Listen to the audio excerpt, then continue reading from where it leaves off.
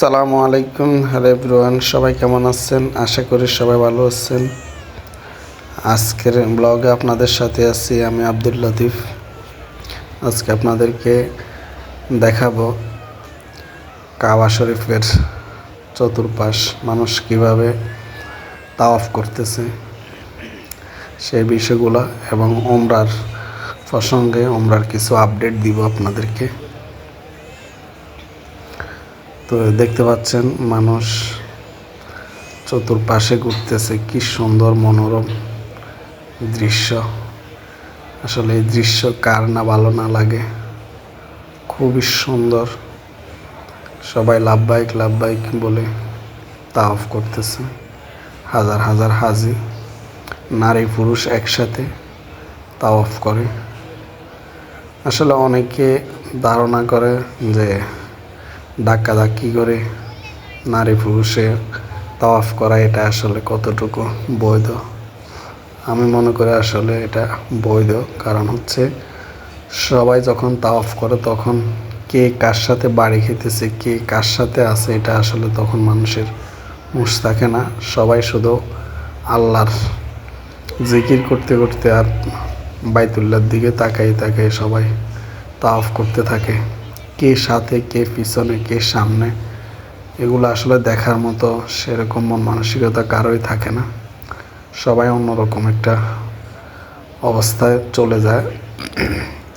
এটা থেকে আসলে বোঝা যায় যে কিয়ামতের দিন যে সবাই উলঙ্গ হয়ে উঠবে, কেউ কারোর দিকে তাকাবে না। আসলে এই দৃশ্যটা এখানে আসলে সেটা উপলব্ধি করা যায় যে যখন তাওয়াফ করে হাজিরা নারী পুরুষ একসাথে, তখন মানুষের কোনো রকম হুঁশ থাকে না কে কার সাথে হাঁটতেছে, কে নারী কে পুরুষ, ডানে পিছে সামনে কে আছে না আছে, এগুলো আসলে দেখার মতো সেরকম কারো হুঁশ থাকে না। সবাই শুধু আল্লাহ জিকির আর আল্লাহর কাছে চাওয়ার সময় মানুষ ব্যস্ত থাকে।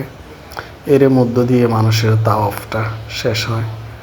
এটা আসলে অনেকে ভুল ধারণা করে থাকে যে একসাথে তাওয়াফ করে এটা পর্দার খেলাফ। আসলে পর্দার বা কে কোনভাবে আছে, কে কোনভাবে তাওয়াফ করতেছে, এটা আসলে ওই মুহূর্তটা কেউই বুঝতে পারে না বা কারো কোনো ওই জাতীয় হুঁশ থাকে না। তো আমি মনে করি এটা বৈধ।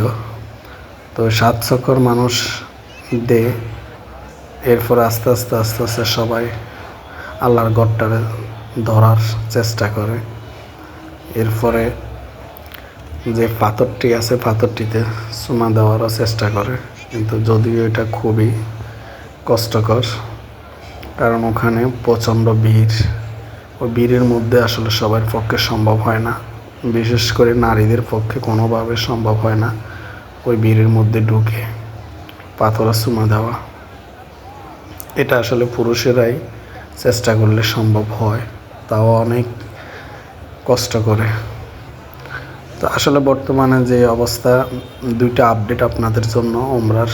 একটা আপডেট হচ্ছে আগে 5 বছরের নিচের সকল বাচ্চাদেরকে ওমরাতে আনা যেত, কিন্তু এখন আর 5 বছরের নিচের বাচ্চাদেরকে ভিসা দিচ্ছে না এবং তাদেরকে ওমরা করার বিষয়ে রেস্ট্রিকশন দেওয়া হয়েছে। আরেকটা রেস্ট্রিকশন দেওয়া হয়েছে 80 বছরের পরে কোনো নারী পুরুষকে ওমরা করতে দিবে না, ওমরার ভিসা দিবে না। এই দুইটা আপডেট রিসেন্টলি হয়েছে। এই দুইটা আপডেট একেবারে রিসেন্ট। আপনারা যারা ভাবতেছেন আপনাদের বেবিদেরকে নিয়ে ওমরা করবেন, তারা অবশ্যই মাথা রাখবেন যে আপনার বেবির যেন 5 বছর পার হয়। যদি 5 বছরের ভিতর হয় তাহলে তার জন্য আপনারাও ওমরা করতে পারবেন না। এ জাতীয় ঘটনা ইতিমধ্যে ঘটেছে। অনেকে ভিসা করছে কিন্তু এয়ারপোর্টে তাদেরকে আর আসতে দেয় নাই, যার কারণে তাদের অনেক লস হয়েছে। এই দুইটা আপডেট একেবারে আপনারা অবশ্যই অবশ্যই মাথা রাখবেন যে 5 বছরের নিচের বাচ্চাদেরকে এখন আর ওমরা করতে দিচ্ছে না এবং 80 বছরের পরের নারী পুরুষ কাউকে ভিসা দিচ্ছে না এবং ওমরা করতে দিচ্ছে না। এই দুইটা অবশ্যই অবশ্যই আপনারা মেনে চলবেন। এরপর আরেকটা রেস্ট্রিকশন আছে যেটা সম্ভাবনা থাকে এবং থাকে না, সেটা হচ্ছে 30 বছরের আগের ব্যক্তিদেরকে ভিসা দেওয়ার ক্ষেত্রে অনেক জটিলতা তৈরি হয়েছে। আগে যতটা ইজিতে দিতে এখন অনেকটা কঠিন। এই বিষয়গুলো আপনারা খেয়াল রাখবেন। তো সবাই ভালো থাকবেন। আল্লাহ হাফেজ। পরবর্তী ভিডিওতে আপনাদের সাথে দেখা হবে অন্য কোনো টপিকস নিয়ে। তো সে পর্যন্ত সবাই ভালো থাকবেন। আর যারা আমার চ্যানেলে নতুন তারা অবশ্যই চ্যানেলটি সাবস্ক্রাইব করবেন। আর যারা আগে চ্যানেল সাবস্ক্রাইব করছেন তাদেরকে অসংখ্য ধন্যবাদ। আল্লাহ হাফেজ। সালামু আলাইকুম ওয়া রাহমাতুল্লাহ।